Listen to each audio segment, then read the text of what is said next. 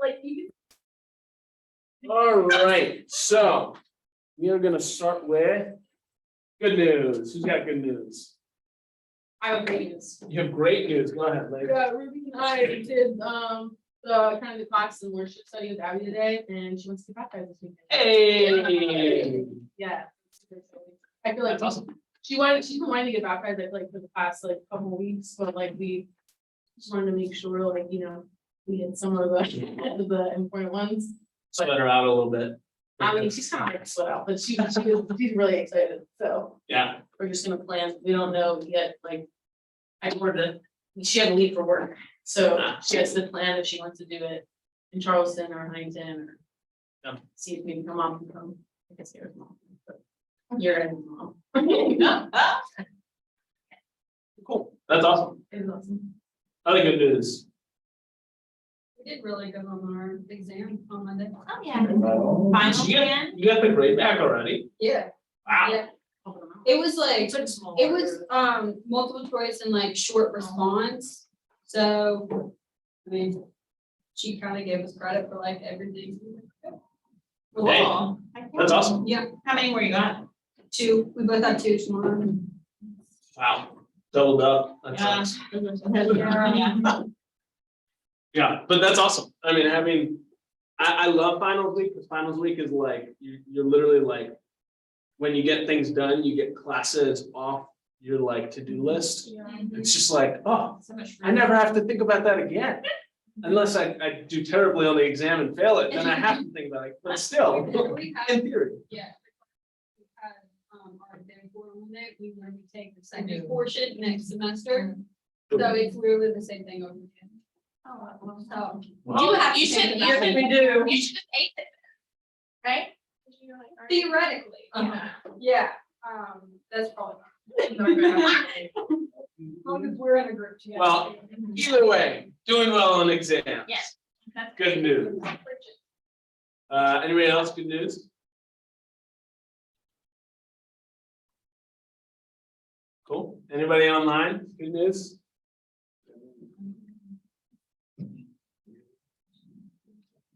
No. Okay, cool. I have great news. We had our staff Christmas party yesterday. So I was up in Cincy and it was just really good to like spend time together. I feel like they're like special times. Yeah. And so, and it was really awesome just to talk to people from across Ohio, Kentucky, West Virginia, and hear all of the great things that are happening. I mean, we have tons of, each ministry has had a lot of baptisms, have tons of people studying the Bible. So it's just really encouraging to see like past couple years has not been like that. And now it's like, as we come out of COVID, I feel like there's this resurgence. And then I had a call today for our campus retreat in the spring. So end of February, we're gonna have another campus retreat and it's gonna be actually the entire ACR. So it'll be Pennsylvania, Jersey, Maryland, Delaware, Virginia, West Virginia, DC, Ohio, Kentucky, all of those. What? We said we're coming. Can you chaperone the campus retreat? It's in Ripley, so I mean, you can just come by. Yeah. I feel like every time we go. I'll throw it crazy. I'm dead. But yeah, it was a really encouraging call just to see one, kind of get all of the campus ministers together and hang out and talk, but also to see as people were posting kind of their numbers with their campus ministry, it was cool to see like there are a lot of campus ministries that are kind of at our same size, at kind of that 4 to 5 range. And so what? And sign out of Zoom. That doesn't make sense. Oh. Never mind. Good. That was confusing. Anyway. Oh wait. Anyway. yeah, so that was really encouraging, just to see, you know, there are tons of campus ministries that are kind of at the same spot, kind of in that same growth phase. And next semester, we're starting up Devos, calling them power hours instead, because that's just more fun. All right. But we're gonna have like even more things on campus and kind of being more of like a regular campus ministry pacing. So, yeah, exciting stuff. And Christmas is like 2 weeks away. Yeah. It's actually more like 3 weeks, but still, who cares? So, thank you. Oh, wait, can I share the news about? I officially have Sundays off. Oh, that's awesome. So, And nobody else is gonna say, okay. big prayer. Yeah, that's awesome.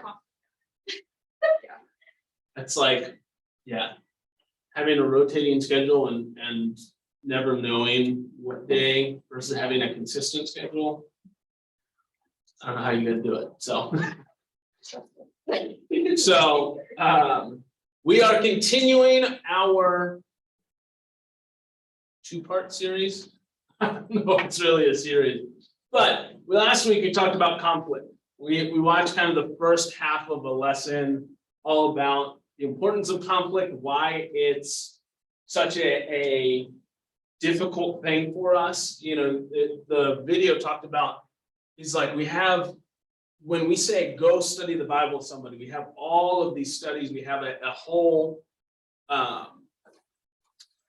like lexicon with how we talk about, we know where people are at, how to address things, we know the speed bumps, we have all of these resources with studying the Bible.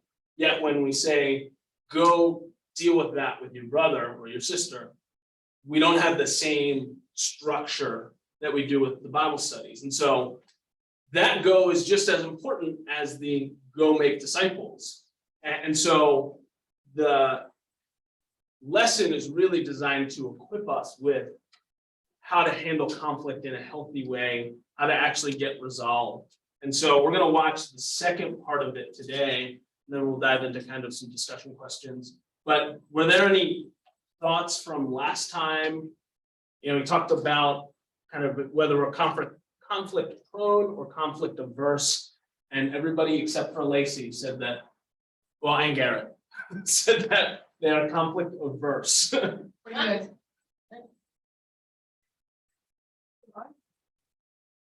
So do you feel like you're conflict? Okay, so you come to avoid it.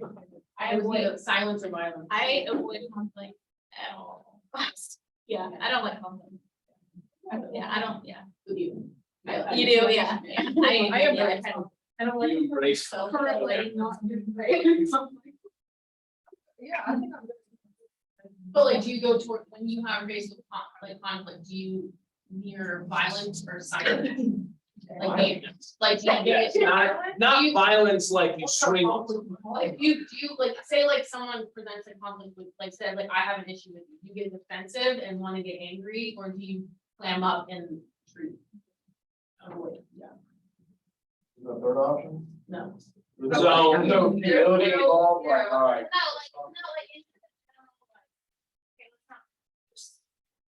I feel like, I don't know how to say it. I don't think that it eats me up to be silent about it. So, So you rather talk out. yeah, but I don't like get violent about it. Well, I'm not. No, saying that- the word. so silence and violence come from the book Crucial Conversations. And what it is psychologists looked at the workplace and said, in management positions, their conversations, either they have a difficult conversation with someone, and typically people either respond and lash out, or they completely shut down. And when people go to silence, it ends up turning into violence at some point, because what happens is their productivity tanks. And so it's more so, how do you react to conflict? Do you lash out? Do you yell at people? Hey. Like, do you? I'm probably violent. I like the spirit of God has changed me, and I'm eager. So. Yeah. I've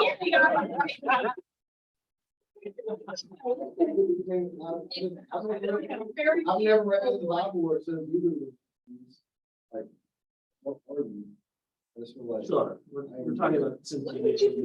People over here.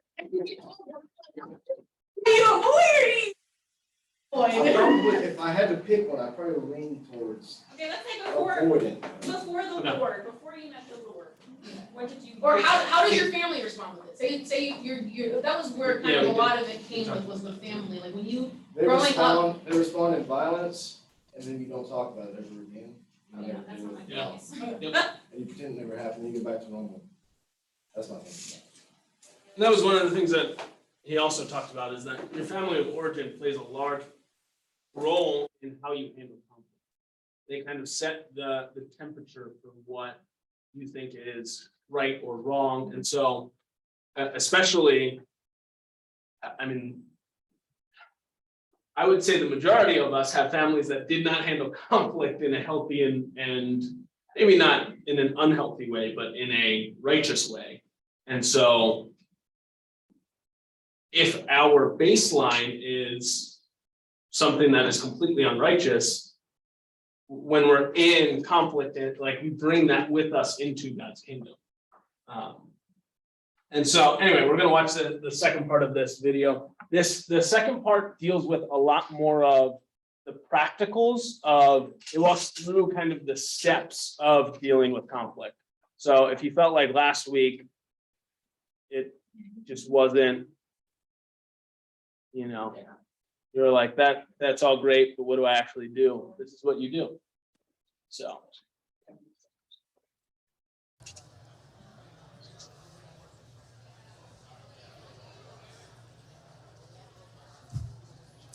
Amen. Hope you had a good 5-minute break, health break. After this will be lunch, so you'll have a massive break after that. But as we're continuing to talk about it, what was your question? What was something that was activated in you as I started talking about it? I talked about conflict. It's a serious thing. It can bring down every single thing that we're doing. And it's one of Satan's greatest tools that we use. How do I know? He keeps using it again and again. You know, when your kid's playing video games and if that one move works and you win, that's what he's doing. Conflict. Why did Jesus have John 17, longest prayer? What is that all about? Unity. What's the enemy of unity? Well, conflict. Bad conflict. And as we start looking at this, we're talking about the go conversation. Can we use it in our own context to perhaps put a mapping of how some of our conversations have went? You know, sometimes we can do a post-mortem and take a look at how that disaster happened, and we can cut it up and say, oh, that's how it died. As opposed to saying, I don't know, like, and it doesn't work because I can't learn. And so instead of failing, you know, why not fail forward? You know, you fail, you do better. You fail and you do better. That's just how it works, right? Most of what I learned is because somehow, you know, I'm a strong believer in the Bible. It says, you know, what stupidity should cost money. Stupidity should cause pain.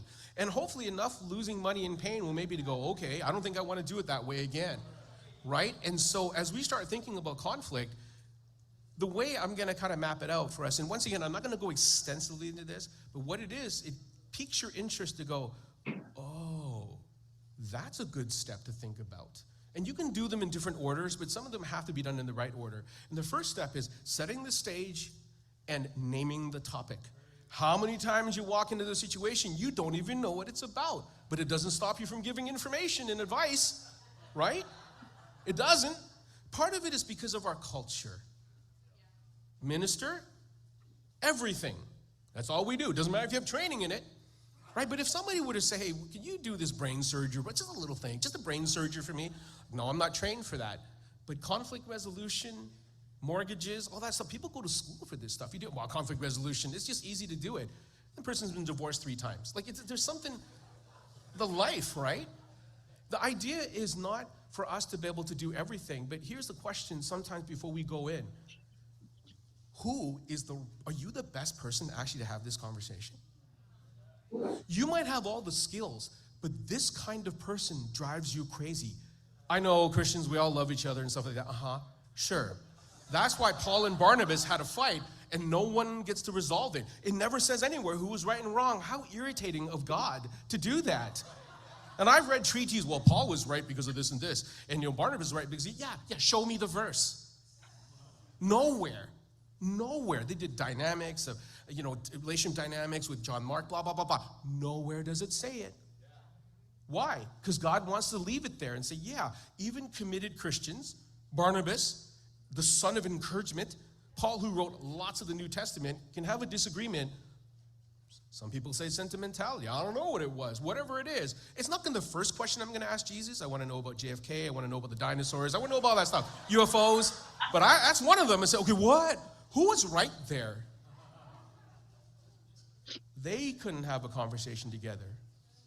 One was an apostle. The other one converted the apostle. What chance do I have if this brother somehow triggers my life? And that sister triggers my life. The problem is, but bro, I'm the only one to do that. Yeah, but that's a structural problem. Why are you the only one that can do that? Right? Are you the only one? What did Joel say? Are you the only one that can study the Bible? You know there's a problem, right? If you're the only one who can deal with the conflict, no problem? Yeah, problem. Absolutely. Some of the sisters are not involved in the trainings, but they have to be. Because it's always awesome brothers sitting down with a bunch of sisters having conflict. That's not going to work. In our culture, it doesn't work. In the world, it works because there's an egalitarian mindset. There really is. But oftentimes in our culture, it doesn't work. So who are you the best person? Do you even ask that question? Are you the best person to have this conversation? Are you? See, sometimes we wait until we realize we're not the best person in order to go, uh-oh. Would you think it's wise to be looking for a fire extinguisher at Walmart while your house is on fire? It's always nice to have one, know how to use it, and press that little greeny thing that should pop up because it's telling you that it still works. It's not just for decoration. It's nice to have all this stuff when you're not in survival mode. You're in development mode for your church. To find this, how do I know? It's because this was developed before they gave out the 10 Commandments. You have to figure that out. All the theologians, you tell me why that it was brought by a non-Christian and it was developed before the 10 Commandments. Seems important to me. Right? I mean, I'm not the brightest light in the harbor, but I figure that out. It's before, right? And so at the end of the day, even when to have that conversation, what if this person's going through the roughest time of their life? What if you're going through the roughest time of your life? To go in and have that conversation, it's like running a marathon. Somebody's running ultra marathons. Can you imagine shooting yourself in the foot before you run that marathon? Because I just want to be more gritty. Listen, life and problems will come my way. I don't have to look for it. And so for me, thinking, life timing events, have we considered those things? Because we do that, right? We do that for every other thing, except when we get amped up, sometimes, depending on how we approach conflict, the lens that we approach it with, we're trying to manage our own anxiety by, I gotta get rid of this, I gotta get rid of this, I gotta get rid of this. And without understanding that because you're like that, you shouldn't go in. I've been fired from jobs professionally, not fired, but taken off a project because and I know who presses my buttons. I know it's the same kind of person. I'm not gonna tell you who they are, but the same kind of person, and I already know. But the workplace where I am, we each know our triggers. I remember one of my coworkers, I put my hand on her knee because she was losing her mind in front of one of these guys. I was like, hey, why don't we take a break? She goes, I don't need a break. Oh, we need a break, like right now. Because she was gonna torpedo it. And you gotta know, because she was, I was so triggered, and she didn't see it until it's too late. In counseling, we call it the amygdala hijack. Fight, flight, or freeze. And that doesn't work, right? And so even bro, let's meet in a coffee shop with everybody's around. Let's talk about the deepest, what are you doing? Even during this time, let's go to someone's house. They got kids and dogs and goats running around. I don't know why it wasn't a success. Somewhere making it safe and free of distraction. Do you ever have people, hey, come on over to my house. Are you sure your house is safe?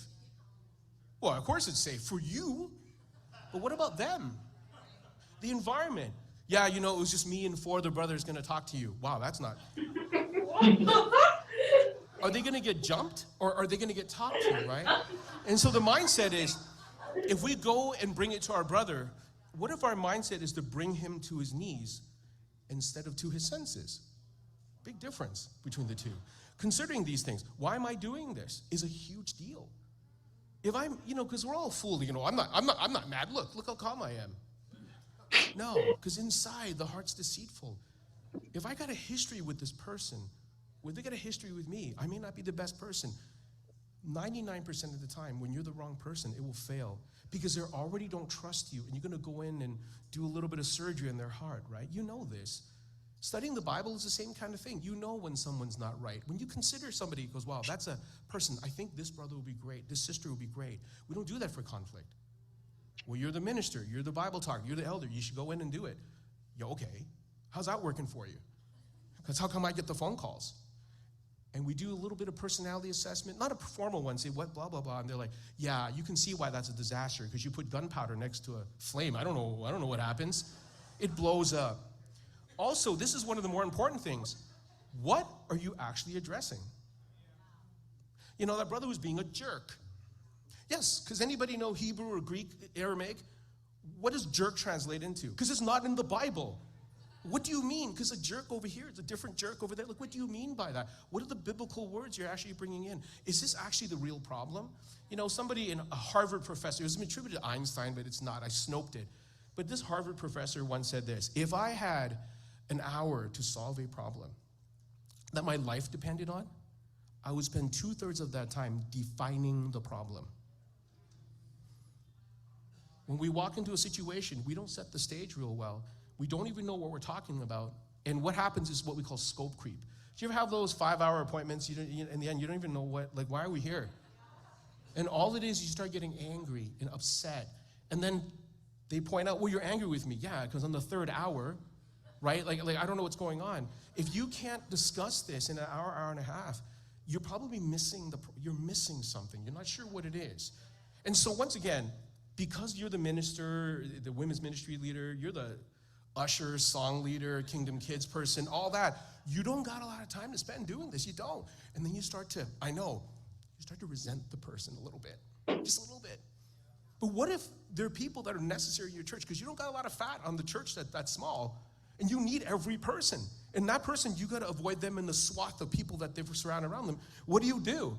Yeah, I'll tell you what you got. You got a small beginnings of a church split.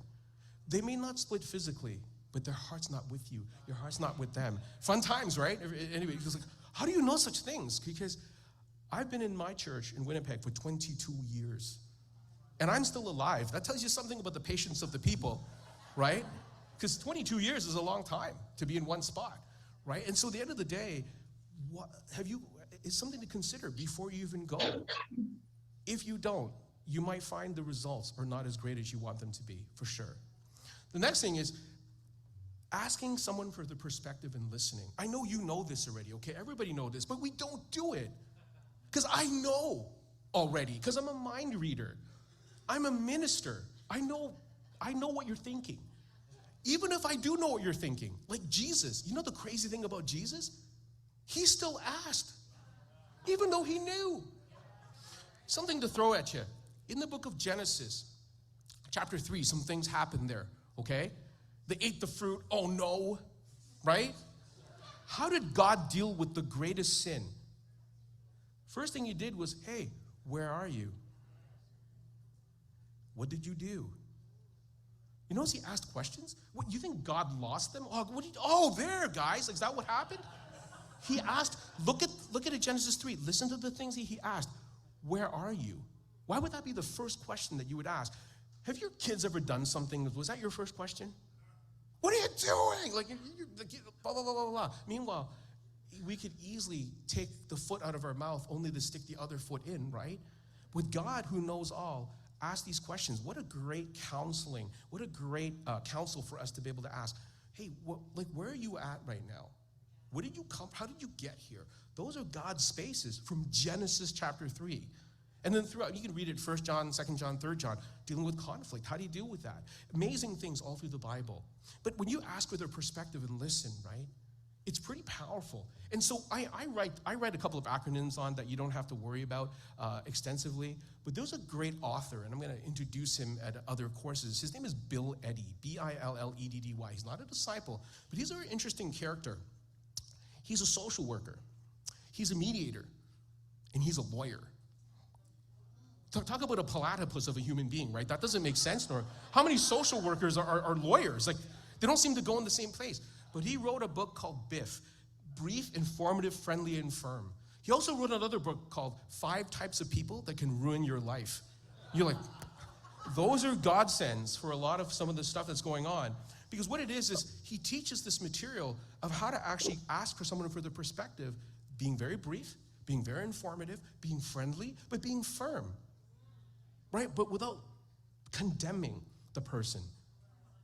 So as we look at this, say we ask them and we think the problem is about this and this and this, but most times, if not, they'll give you new information for you to go, oh, thank God I didn't jump and shoot first and interview after, right? But unfortunately for me, I usually shoot first and then try to interview after. It seems to not work very well. So I come in knowing what I think I know, and I don't know what I know. I don't ask questions. I don't check understanding. I don't paraphrase. I don't say, hey, is this what this is? You know, if I were to say this sentence, tell me what you think I mean. The Winnipeg Church loves hurting people. The Winnipeg Church loves hurting people. Hurting people? Hurting people? Like, yeah, what do I mean? You're like, do you see in context? Well, no, he's a godly man, so they help hurting people versus we hurt people. Same sentence, different meaning. When somebody says, bro, you know, I don't think I want to be a Christian anymore. Then we whip out all these scriptures. Like, what do you mean by that? What are you talking about? Do you just feel like not being a Christian? Do you actually did something? Like what's going on? Is there a body somewhere? Like, what are you talking about? And we don't ask those questions, and we're whipping out passage after passage after passage, only to find out, oh, I missed that. And so I like using this analogy. On those kids' drawings, those little dots, connect the dots, it's key that you have the same dots. I find. It's key, those numbers are ordered the same way. Because if not, I can be, hey, Tom McCurry, bro, I got this amazing picture of a Christmas tree. And Tom's like, what kind of fool are you? This is an amazing tarantula. And I'm going to argue with him that his picture's wrong, he's a bad man, without, can I check your dots? Oh, you got completely different dots, different numbers. So we're both right. You ever seen that situation? Well, instead of polarizing and become tribal, what happens, asking a bunch of questions. Now, who doesn't know this? We know way more than we do, don't we? We know this is the second step, but instead, we'll jump in trying some other way, but it doesn't really work because we're trying to address a problem that's not really there. Here's something to think about. This is something that I can't go over tons, but even understanding the discerning what level of conflict is happening right now. After they share, sometimes what you hear from them is something called an intrapersonal conflict. Something's going on with them. Do you know why a lot of people have interpersonal conflict between two people? It's because they got stuff going on inside. And so they can't fix it with the other person because you can't fix you by helping another person get fixed. That's not how it works. And so sometimes you might have to call in the right person to say, hey, this is not support that we can give you. But here's people that we know. We can call it Jennifer Conzen. We can call it Tim Summerlin and all the plethora of human beings. Kyle, I heard, did a great job on trauma. When we're not trauma informed, and those are big words we use about how someone's triggered by things that we say, things that we do, and we don't realize we're trying to help them get right with us, but they're not even right with themselves. And so next thing you know, we're not assessing the right level of conflict. Here's the problem. What if it's a systemic conflict? And you see this all the time with these Karen folks on TV. Did you ever see them? Right? This woman is arguing with this Walmart clerk about the supply side demand of big screen TVs and commodities, blah, blah, blah. And they're like, hey, I get like $11 an hour. Like, I'm trying to check out your eggs here. Wrong person to talk to. So we're trying to address a larger ICOC problem, and you are going to be the one that fixes. Like, what are you talking about? And so why keep having that conversation and saying, you know what? I validate. Yeah, that totally makes sense. Okay. Guess what? Wrong person to talk to. But can we have this conversation? Is it something we can actually change, or something we can focus on what we can change? Because what happens is, where the area we have the most control is intrapersonal. Where we have least control is the system. But what if you can't discern the level of conflict? And so I've seen people talk about this. I'm like, what are you doing? Like, can you snap a finger and make the system change? No, then why are you having this conversation? If it's to vent, no problem. But if they're asking you to fix it, you can't. But what if you really try and then realize, I can't fix it, and you go back and have this expectation, mismatched expectations. Other things, how far has this conflict gone? The best place we want to have it when people are in conflict is problem solving. Hey, you got a problem, I got a problem, let's talk together, let's fix it. We will always want to be there, okay? But when you can't fix the problem, all of a sudden, you know what? I don't focus on the problem anymore. You become the problem. So this is what it looks like. me and Josue are on the same side of the table, and the problem, not Jared here, but the problem is over here. And we're focused on the problem. But if we don't get that solved right, all of a sudden, Josue's on the other side of the table, and Josue's the problem. And all of a sudden, I start multiplying issues. And Josue, I don't like his pants, I don't like his family, I don't like all, and it has nothing to do with the original thing. Right? I don't even know Josue very well, but that's what I'm saying. But guess what's gonna happen? You know that song, I said I wasn't gonna talk about it? I couldn't keep it to myself. What happens is, I'm gonna go tell other people, hey, bro, heard about Josue. I'm not saying anything, bro, but Josue.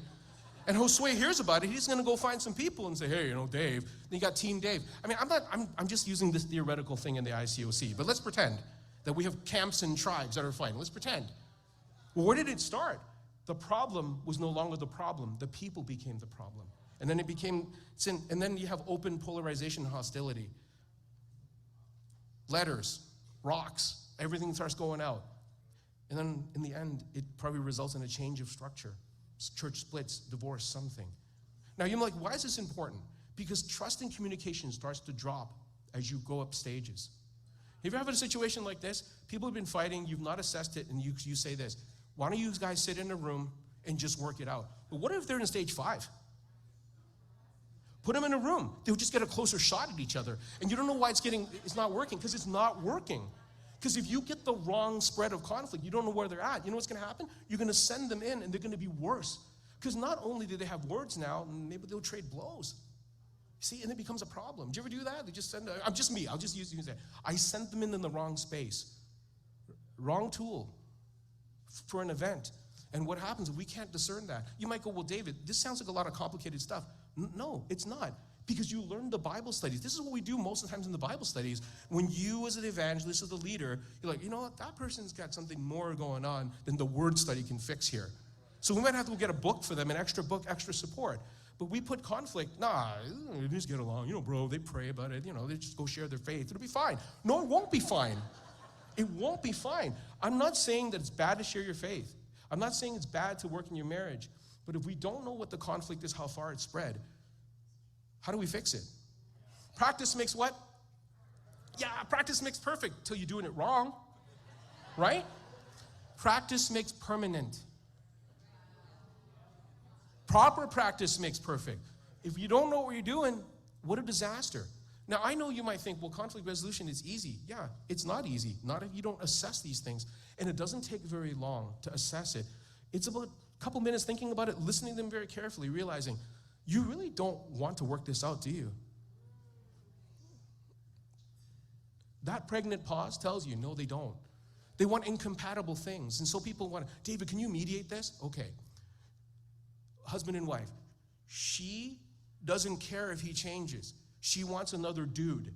Why am I working on marriage counseling? She doesn't want to be married. No, you have to be, because you're a disciple. What's the next question? Do you want to be a disciple? Well, actually not. What is a pastor doing here? That doesn't make sense. See, that took 30 seconds. As opposed to trying to help someone who doesn't want to be a disciple to stay married to a person they don't want, and I'm standing around and all I'm doing is irritating this person, even when they do figure it out from the pig mud moment, that moment, and they run back to if I have a bad relationship with this person on their way out, they're not going to come back, not because of God, because of me, because I pressed too hard. Sometimes even God will say, hey, sounds like you got to go your own way, rich young man, right? How do we know when it's time that these people need to go? I know in the world that we're living in, it's all about inclusiveness and all that kind of stuff, but there's something called toxic inclusiveness. When you bring someone in, it's actually going to mess up the group. I heard there's like a women's meeting next door for women in body image, right? How do you think that would be for me to sit in on it? Right? I'm a therapist, I got my degrees and stuff. Yeah, but I'm a man. Yeah, but we're all evil here. No, all guys need to stay out of there is because it's toxic to include me into that meeting. It's going to change everything. But why is it like the same way in church? No, these people have to stay. Well, I know. And sometimes it works really, really bad. And we have no exit strategy for some of these folks. We just don't. And so we keep them there, and in the end, you know what happens? It kills the minister. It kills them. And they don't want to lead anymore. So just because they can't do with this one sliver of ministry, we lose the whole enchilada. Why? As opposed to, hey, can you do this better? Or even more importantly, you know what? I can't do this. Can I call somebody? right? You kind of know when the leak is getting bad enough for you to go, you know what, honey, I think we need to get a professional because it's about a foot here, like it's getting a little bit Noah-like, like it's starting to happen for me, right? You know, the do-it-yourself is like, it's gonna cost time and money and energy, but how do you know when? And so can you imagine discerning this part where when you hear what this person has to say, can you take ownership of what you've done? Maybe not so much the intent, because a lot of times this is it. I didn't intend to do bad, but the impact was bad. So is it okay to apologize for the impact versus, hey, I didn't mean to? You can't spend your whole entire time apologizing for what you didn't mean to do. And meanwhile, all it is like, I'm sorry that happened. I didn't mean to do that, but can I help you with the impact? Can I apologize for that at least? And then offer, hey, what can I do to make this right? And then ask them, what do you need from me? Because sometimes what I offer them is not what they need. And I don't know. What if they offer a completely different fix than what I think? And it's like, wow, I would have never thought of that. And so at the end of the day, discerning my part. And so when we think about, those are just the first 2 steps. Just to think about, there's a lot going on, but over time when you learn to do it well, you know what happens? It becomes like riding a bicycle. Some of us, not all of us, will memorize the studies by heart. This is way less complicated than the study series. But if you don't do it as a tool, you'll find your own way and you'll see, is it explainable, transferable, and sustainable? Well, finally, we like to jump to step 3 first. Providing my own opinion. Doesn't matter if I know what's going on. Doesn't matter if I've even asked the person, I'm gonna provide my own opinion. Once again, looking at the book, Biff, briefly, informatively, friendly, firmly, I'm gonna provide my opinion. What if it's sin what they're doing? But only after I've listened to them, and maybe I'm trying to find the epicenter of what's really going on. I check for their understanding of what I just said, right? And so in the end, after I discern my part and provide my own opinion, I'm gonna ask them, hey, what's your part in all this?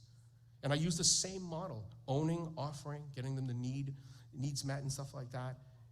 And you might think, wow, this seems like such a simple thing, but we don't do it. And then in the end, we develop an agreement together. And I'm not gonna go through tons of that, but an agreement that's specific and clear. This is what we're doing. This is what we've agreed to, right? You don't have to write it down, but at least send an email and they send back to you. Now you have a record. And when you have a record of it, guess what happens? You can always go back. And then what you do is you do a follow-up. You follow up a couple weeks later. Because just like Jesus taught about faith again and again, with these guys, for us to follow up again and again might be, hey bro, are you okay with me? Are you fine with me? And I'll tell you, that solves it for the long run instead of just for a little while. So why don't we close with this? What was important for you? Remember the thing that you thought about? Did it come close to even answering your question or maybe inform some more stuff? I'm running around at lunch and stuff like that, but this is a book you're gonna be getting from Joel. This is the manual that we put together. It's part of a course that we're doing called the ICOC Peacemakers Conflict Resolution. Just look it up on Disciples Today. It's everywhere.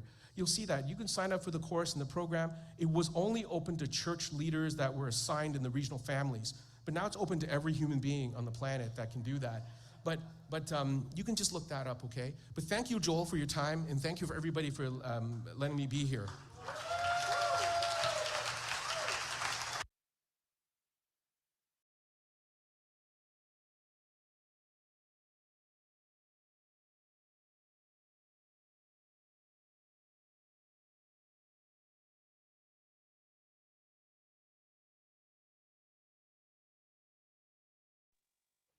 We can't hear you online.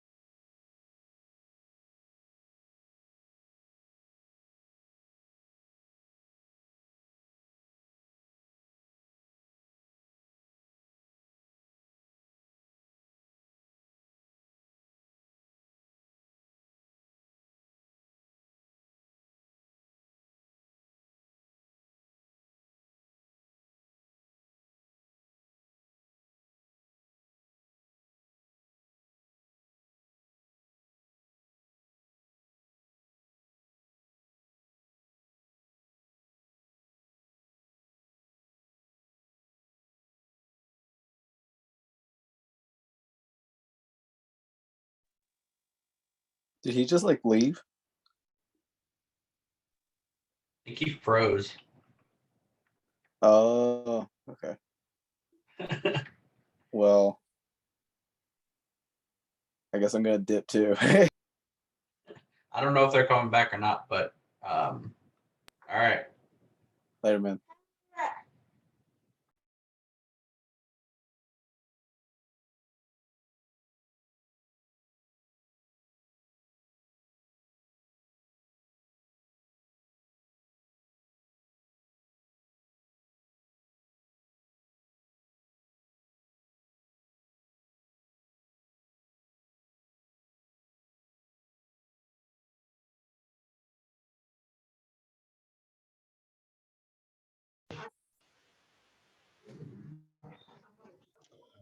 All right, we're back. Yay. Who knows what happened there? Anyway. So did anybody have thoughts, opinions, reactions to to the second part of that, going through all the steps?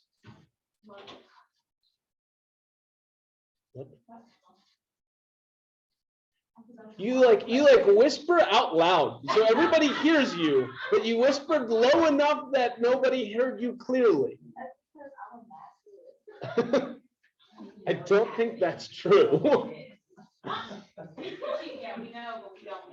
Anyway, thoughts? You liked it? Okay. Anything stand out? Yeah, I think we just said we'll do what people want to be. Like that. Oh. Such a good question, because why are you fighting with, I think that we think that we're fighting for each other, we're loving each other. But we end up fighting with each other and it gets nowhere, and then it could have been, ended, like the conflict could have ended, and then that leads to conflict between the two people, and then if they do end up deciding like not to be part of the conversation anymore, then that leaves a closed door for them not to want to back. Yeah. So it's like, why not just give them that open door? Yeah. Initially. And a lot of this was directed towards ministers specifically, because that's what it is. It was a conference for small church leaders, but it's also, most of the time, ministers are the ones who are having the difficult conversations. Like they're the one, like somebody doesn't show up to church for 4 weeks, guess who's tracking them down? The church leader. And so I think the goal of this is to equip everybody with these skills so that we can all deal with conflict. That it's not just on one person who's not actually really trained in it, and it's like, good luck, And so the goal is that everybody's able to then hold each other accountable, have these conversations with each other. So, yeah.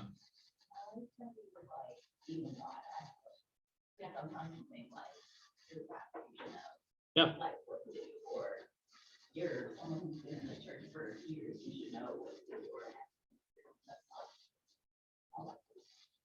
Yep. Yeah. And even then, like God knows where they are, he still asks, and I think I appreciate what he said. He was like, we all know this. We all know that we have to ask questions, but then we get in conflict and we don't ask questions. We just react to things rather than, actually asking and seeing where people are at. So let me pull up my questions.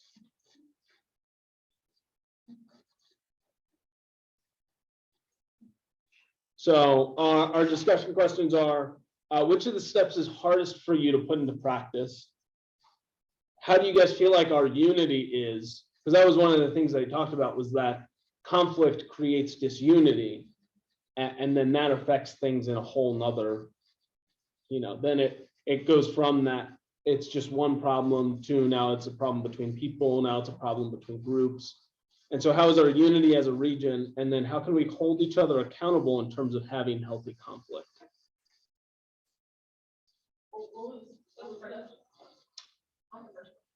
The step. So the first question was, which of the steps is the hardest for you to put into practice? The steps were set the scene, like determine who, what, where, when, why, how. The second step was asking questions. The third step was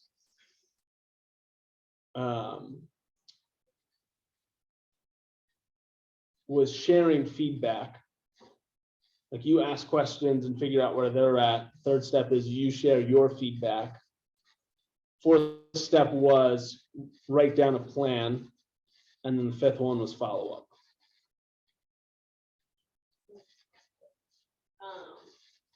I think, I don't know which part I like, but I think a part that stood out was when in that first part, they said like, know who's the best person to go to.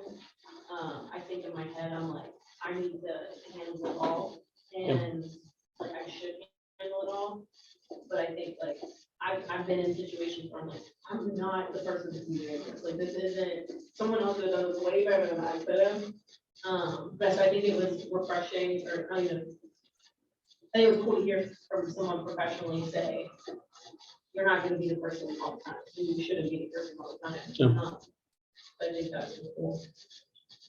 I also thought, so one of the comments too, whenever he was saying you can take ownership even for the impact, even if it wasn't your intentions. Yeah. I like that because I feel like sometimes I'll get into conflict where like I don't know how to move forward because it was like Don't air our dirty laundry out. That could work. Like where I'll feel like you'll be like, I feel like your intentions were this, but I was like, oh, they weren't.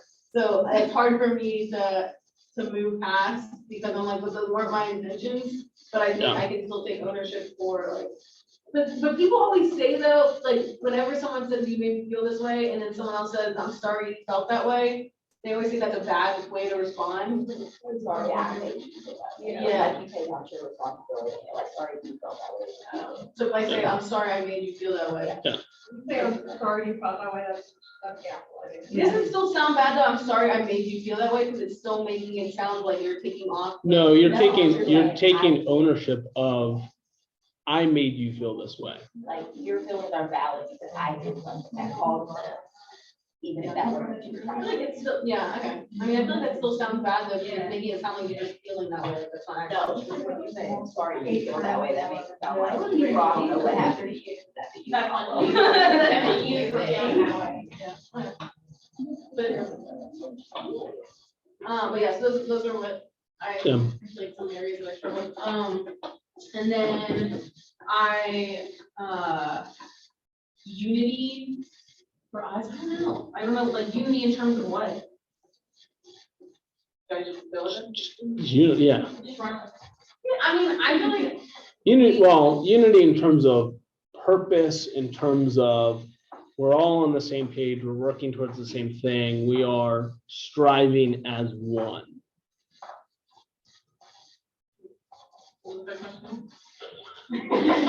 I'm gonna punt on that one. I don't know. The third question is, how can we hold each other accountable in terms of having healthy conflict? Oh, yeah.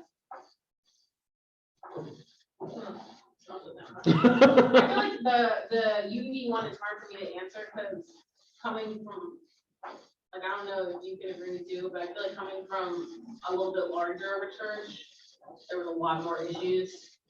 So here it doesn't seem like it seems like we're more unified. Yeah, We're more unified just because we have less rebellious people. yeah, kind of, yeah. We don't have the numbers to have somebody fight. Yeah, there's less people that I like wanna like come for, but If I don't like you and we're 2 out of 5 people in the group, then But- that's bigger than if we're 2 out of 150. But we figured out last week that the majority of people in this region are passive, not passive, what was the? Go to silence. Go to silence. So how would I know if we really have issues? Because if everyone is mainly going to silence, for all I know, like everyone, yeah. I wouldn't know. Well, and- Silence day. But that's what I'm saying, so I don't really know where the unities act, because in my head, since I go to not silence, I would think that, yeah, on the posture. But like, in my head, I'm not hearing a lot of conflict, so like, it just seems like it's more unified, but I don't. Yeah. Now after knowing that a lot of people go to silence, I don't know if that's actually true. Yeah. And I think with going on that, almost done, I think with holding people accountability for conflict, it's almost like we need to, I don't know how people who go to, the avoidance silence yeah. side, like how they best deal with conflict, so I don't know how to help them in those kind of situations, so I think since we do have predominantly people who go towards that, it would be helpful, like how to know how to deal with that, you know? Yeah. Is it better to talk to someone who's the opposite of you in that kind of situation, or someone that is also sad? You know what I mean? Like, is it What's better is talk to handle someone- it in a healthy way. Yeah, but like, So that- if something does happen and you're in a situation where it's Well, like, it's, you don't know. But she's saying who's choosing who's best to go deal with Like, it. yeah, in that situation, who's the best person to talk to about it? Yeah. Like, is it someone that also deals with it the same way? Or is it someone who deals with it in a different way and you can be in the middle and like figure out a healthy way in between? so you're saying, and Yeah, But if you're in a quiet one and I feel like you're gonna be stomped on if you kind of pull back from it and someone's really not aggressive, but like really forward about it. Yeah. You're gonna be so comfortable, you're not gonna be able to fully communicate like what you want and what you're upset about. I think on this spectrum, there's something outside of the spectrum that's not being looked at. Whereas like, we took time to learn about conflict. And so it's like, if something does happen between us, we can also take that moment to step outside of ourselves and think, oh, I lean towards conflict. And I want to stomp it over somebody, or I go away from conflict. I don't want this. And you can just come outside of yourself for a second and think, conflict is a thing, conflict happens. We have to deal with this. So what do I need to do in order to deal with this? I know my tendency is this. So what do I do to be healthy? Because it seems like both of those things are unhealthy. Yeah. yes, Right? So how do we get to a healthy spot? And so I think just being aware that there is a healthy and an unhealthy way, we can come outside of ourselves and think, let's do this in a healthy way. If both parties can decide on that up front, let's do this healthily, I think it'll work out good. and ultimately, when we talked about silence and violence, people go to silence or violence when they feel threatened, when the share of pooled meaning is threatened, where they don't feel like I can share vulnerably.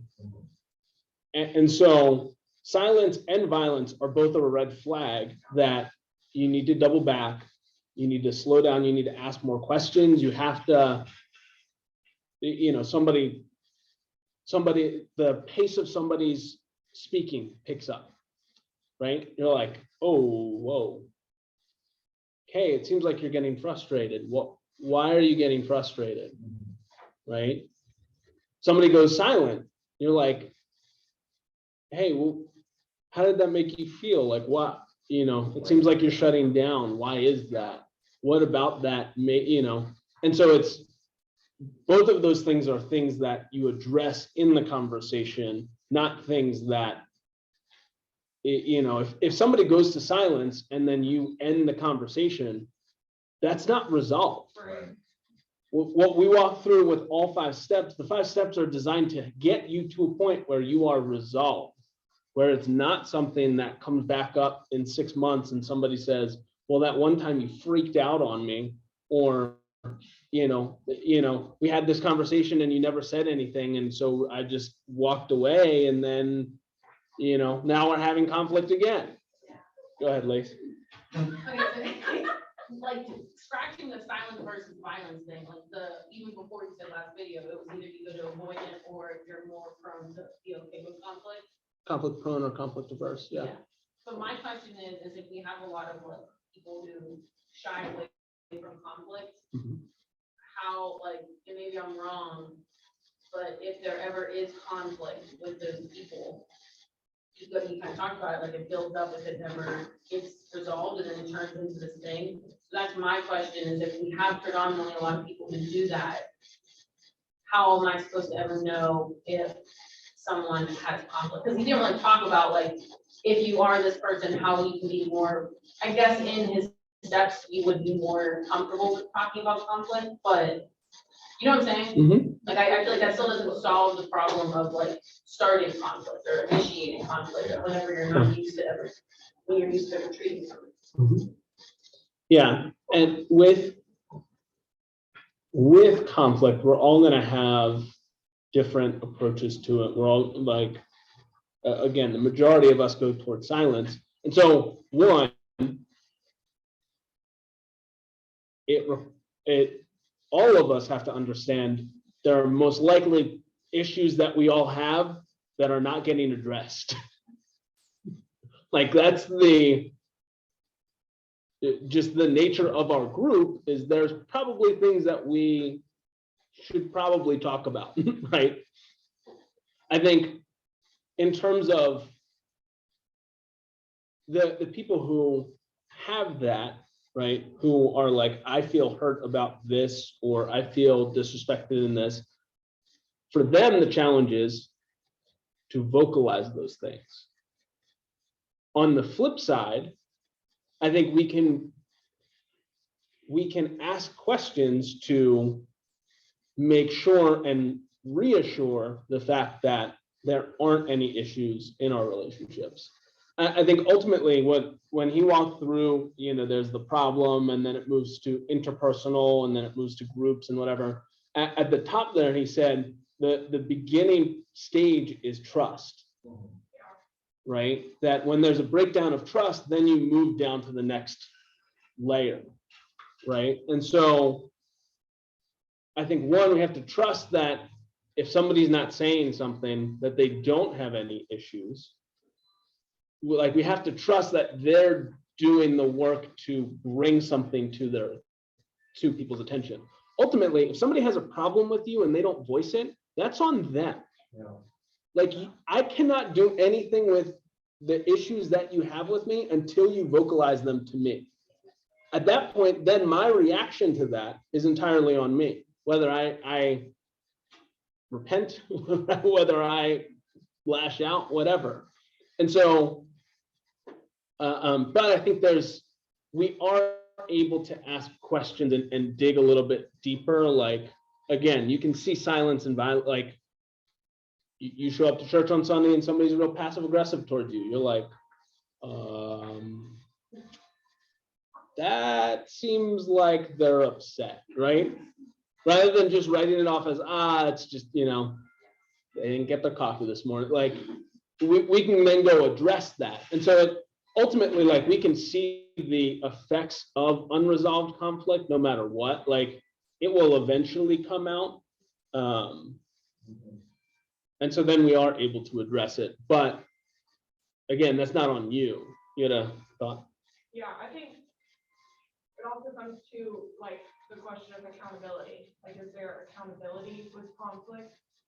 And it is important, one, that people feel safe when having conflict. And so providing that environment is very important.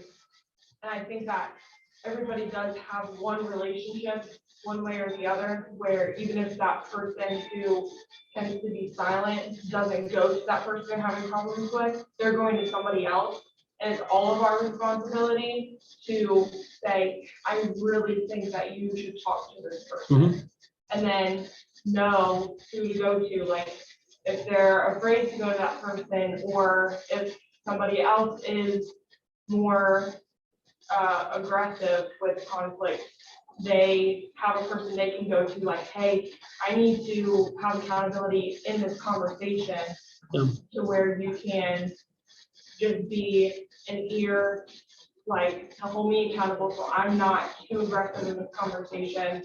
But then the other person is also having room to, like, you're creating a space where you're giving them a voice. So I think it all around, like accountability is a huge thing when it comes to conflict, because I don't think that negligence in conflict is something that we as people should tolerate.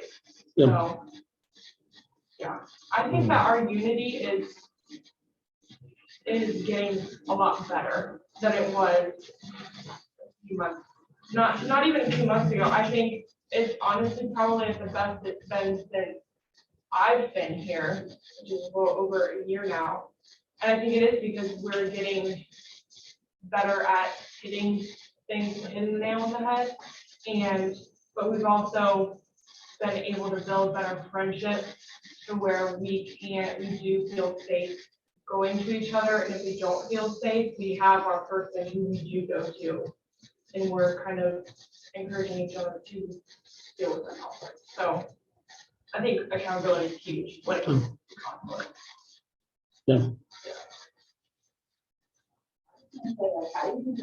I'm not really a follow-up kind of person. Like, once the conflict is ready, it's ready. Like, you know, I would say we have to either it got resolved or it didn't. And I'm just trying to go about my business. And honestly, I get irritated if people continue to come back, like, oh, but remember when we had, like, it's Yeah. over, you know what I mean? So, If you're dealing with the same thing over and over again, it's because it's unresolved. unresolved and you haven't Yes. resolved it yet. Yeah, exactly. And that's where you move through those stages, right? You go from it's just a problem to all of a sudden now it's like, now that person doesn't like you, now that person like, and so that's coming back.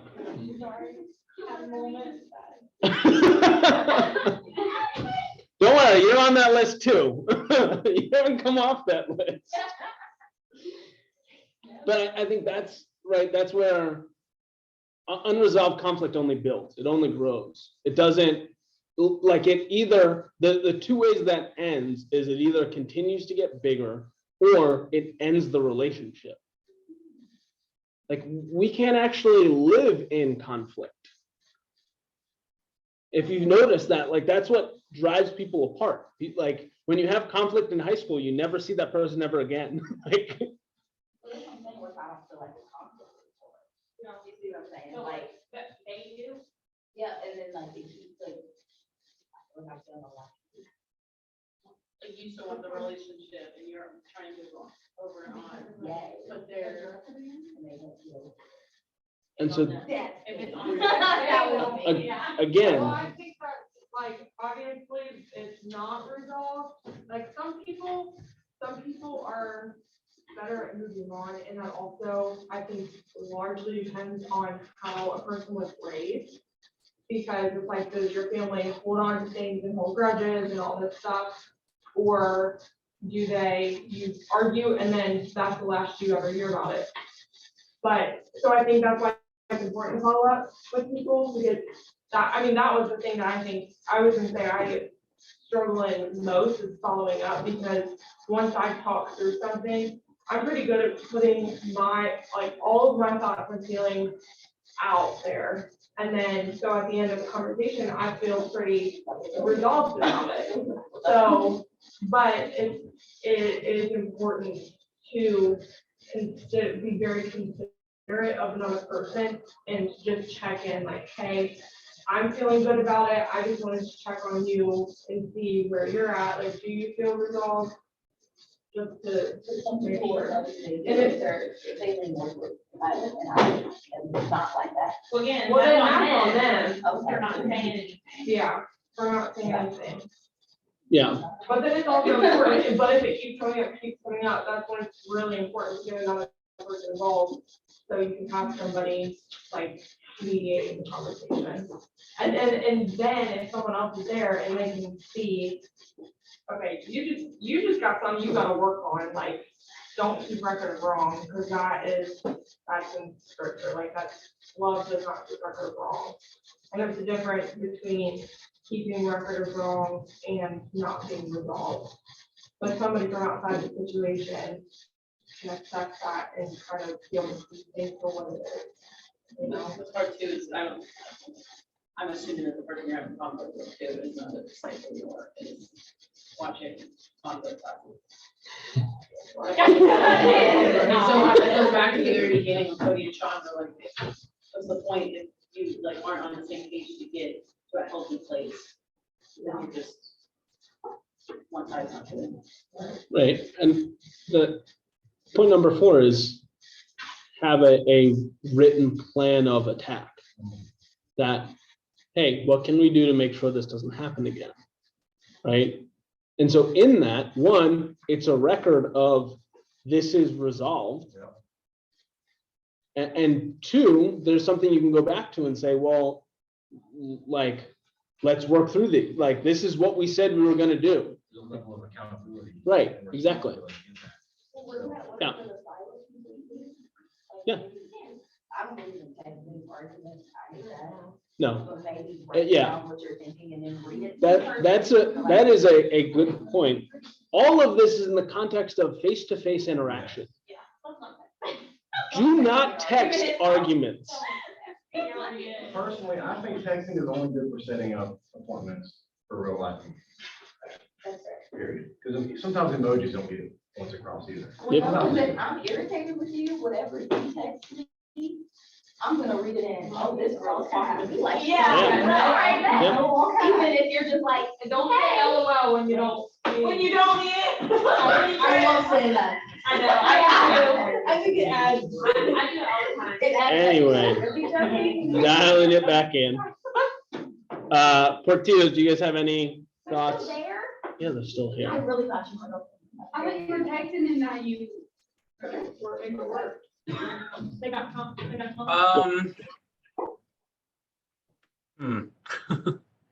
Conflict resolution is just, it's such a fun topic, I think. Because everyone's different. Everyone is definitely, they like to be approached differently. They like to be talked to differently. They like to be corrected or even just, set up, like Cody was saying, he likes setting up appointments through text. Some people it's just different.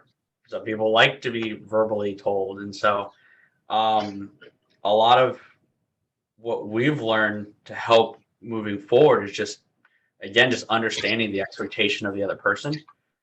And like, it helps with that conflict to begin with. Like whenever I'm first like in a D time with someone, I always ask like, what is it that they need and how do they like to be talked to? If something were to come up, is it like, do you want me to just straight up tell you like, hey, you did this wrong? Or do you want me to ask more questions? Because some people like it very direct and then being told saying, hey, this is wrong. You did this wrong. And they're like, oh, okay. I didn't realize that. And some people hate that you beat around the bush by asking too many questions. So it's just understanding the person, understanding expectation, I think helps a lot with that conflict resolution as well. Yeah. Yeah. And some people will tell you, yeah, I like it. I like people to be direct. And then when you are direct, they'll be like, no, I didn't like that. And you're like, what? But it's, there are, I think there's a level of, and I love what he said too about oftentimes intrapersonal conflict becomes interpersonal conflict. That's something that somebody's working out within themselves becomes, it comes out in some way and all of a sudden now like it becomes issues between people because somebody didn't work on themselves. And I think that's a huge part of handling conflict is recognizing like you're wrestling with something and you're trying to talk to me about it and this isn't going to go well. Yeah. Like just, whether it's an insecurity that's exposed, whatever it is. So,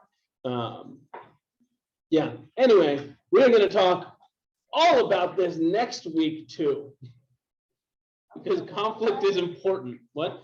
Conflict, I just had a training at work yesterday. I want to role play for conflict. You guys have. We're not LARPing here, okay? You can go LARP on your free time. I So, a couple of announcements before we finish up. Sharon's funeral is this Saturday. And so it'll be up in Parkersburg. If you need the info for it, the service starts at 10:30. It's at, I believe, the Vienna Church of Christ. And so if you need the details for it, come talk to me. But that is Saturday. Church this Sunday will be in Charleston, again at 10:30. Yeah, be there, be square. Midweek next week will be at the Portillos because the university will be shut down. And so we'll be at the Portillos.